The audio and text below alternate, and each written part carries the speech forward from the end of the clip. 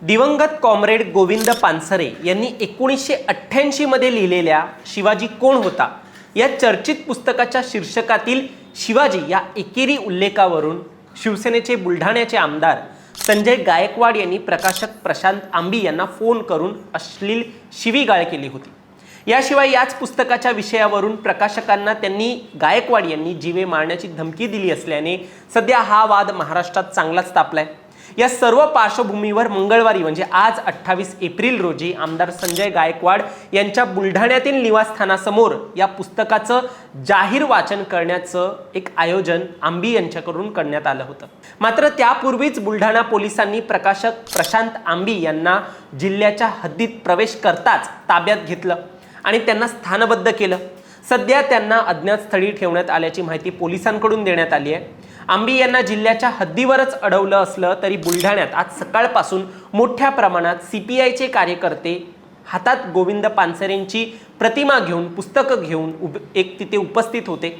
आंबी यांच्या समर्थकांकडून गायकवाड यांच्या विरोधात घोषणाबाजी सुरू होत्या। आंबी यांना आंदोलन स्थळी पाठवा अशी त्यांनी मागणी केली होती। महत्त्वाचं म्हणजे पुस्तक वाचनाच्या ठिकाणी आपण जाणार असल्याचं आमदार गायकवाड यांनी देखील सांगितलं होतं।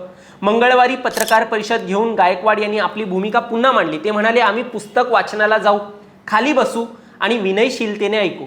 जर त्यांनी महाराजांचा योग्य सन्मान केला आणि प्रत्येक ठिकाणी शिवाजी महाराज म्हटलं तर आम्ही टाळ्या वाजवू। पण पुस्तकात 300 ते 400 वेळा शिवाजी असा एकेरी उल्लेख आहे। शिवभक्तांच्या भावना भडकल्यास सर्व जबाबदारी आयोजक आणि वाचन करणाऱ्याची असेल असं देखील गायकवाड यांनी मग ठणकावून सांगितलं। त्यांनी आधीच्या शिवीगाळ प्रकरणी दिलगिरी व्यक्त केली असली तरी शिवाजी महाराजांना एकेरी संबोधन करणं जे काही सुरू होतं त्याला सहन न करण्याची भूमिका जी आहे ती त्याच्यावरती ते ठाम राहिले होते। सद्यस्थितीत मिळालेल्या माहितीनुसार पोलिसांनी आंबी यांना स्थानबद्ध केल्याने कार्यक्रमावरती एक परिणाम झाला। शिवाय सभेचा मंडप ठेकेदाराकडून काढून घेण्यात आला आणि पिण्याच्या पाण्याचे जार जे होते ते देखील परत घेण्यात आले। अजित नवले यांनी याचा तीव्र निषेध करताना म्हटलं की राज्यात लोकशाही मार्गाने सभा मोर्चा सुद्धा होणार नाही का? पुस्तक वाचन करणं हा काही गुन्हा आहे का? असा प्रश्न नवले यांनी उपस्थित केलाय। पोलिसांनी तरी देखील सर्वांना अटक करून आंदोलनाची जागा सद्यस्थितीत क्लिअर केली। बुलढाण्यात हा असा तणाव होईल म्हणून पोलिसांनी आधीच या आंदोलनाला परवानगी दिली नव्हती। संजय गायकवाड यांनी देखील पुस्तक वाचनात सामील होऊ नये हे पोलिसांनी सांगितलं होतं, कारण त्यांची देखील एक धमकीवजा स्टेटमेंट होती। आम्हाला एकेरी नाव सापडलं नाही पाहिजे असं त्यांनी म्हटलेलं आणि पुन्हा आंबी यांनी पुस्तक जसंच्या तसं वाचलं तर तो संघर्ष उभा राहिलाच असता।